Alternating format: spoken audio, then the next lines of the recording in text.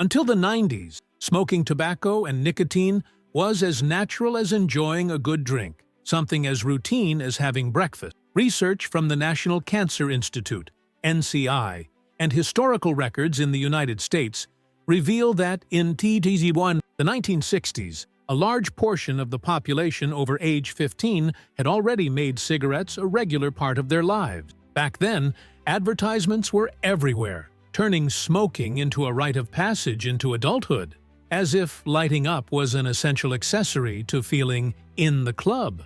It was also a time when people were blissfully unaware of the serious health risks, a naivety that would soon be challenged by stark new reality.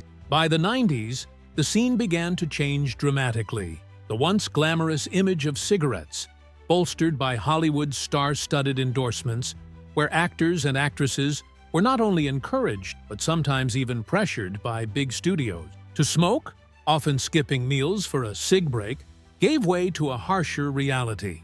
Increasing numbers of smokers started facing diagnoses of cancer, heart disease, and respiratory ailments, proving that the dangers of smoking could no longer be swept under the rug. This shift sparked a wave of intense anti-smoking campaigns. Across the United States, advertising was heavily restricted, higher taxes were levied, and smoking bans in enclosed spaces, including airplanes, became the norm. Cigarette packs even began featuring graphic warnings about the risks of tobacco use. Initiatives by the CDC and FDA were instrumental in this transformation, gradually reducing the number of smokers and paving the way for a more health-conscious society. Before diving into the current landscape, it's worth looking back at how an alternative to traditional smoking emerged. The origins of vaporizing substances go back thousands of years in the East, where herbs and plants were heated over hot stones for medicinal and recreational purposes,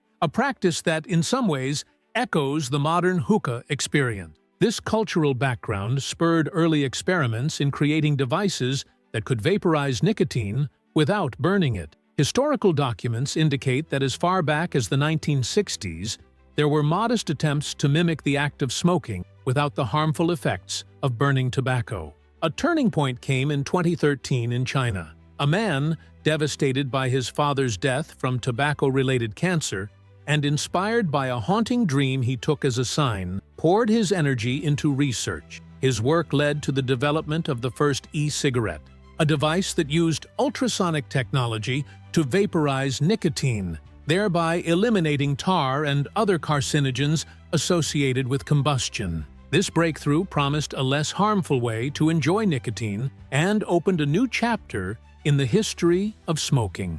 Today, vaping devices, also known as e-cigarettes or vapes, are in their fourth generation and have exploded in popularity.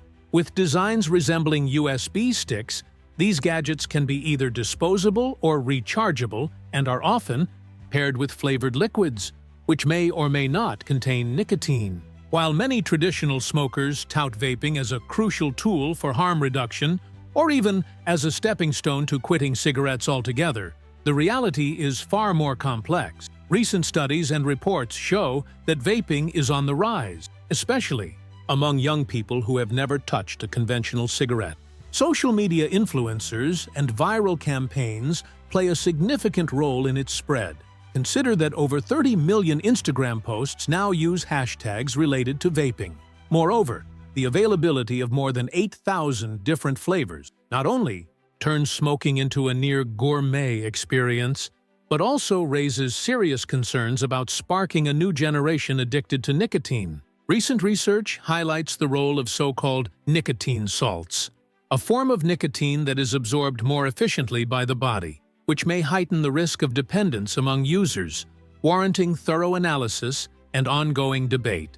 Unlike some countries that have banned the sale and advertising of e-cigarettes outright, the United States regulates these products under the FDA. However, the rapid growth of this market often outpaces regulatory oversight, leaving gaps that challenge public health efforts. CDC data shows that roughly 3.7% of American adults report using e-cigarettes, while the National Youth Tobacco Survey, NYTS, reveals that about 27.5% of high school students have tried vaping, a statistic that raises even bigger concerns. Studies from renowned institutions like Johns Hopkins Hospital have found that, although vaping is sometimes seen as a less harmful alternative, it can introduce substances such as propylene glycol, glycerin, and various flavoring chemicals, or all of which may lead to serious lung issues and other respiratory problems.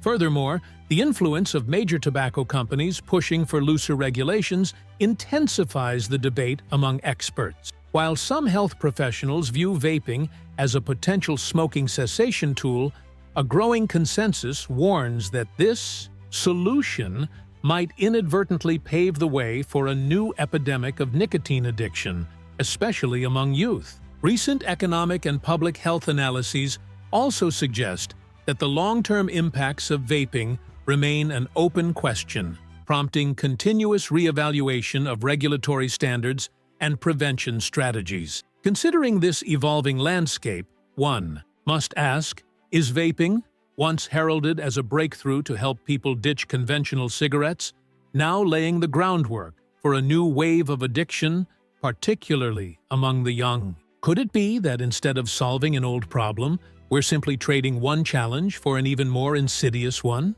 I invite you to reflect on this transformation and ponder, what is the true cost of this innovation on our health and society? The debate is far from over, and it's crucial for all of us, as consumers and citizens, to stay informed and engaged in this discussion. Drop your thoughts in the comments below and share your perspective on this new era of smoking.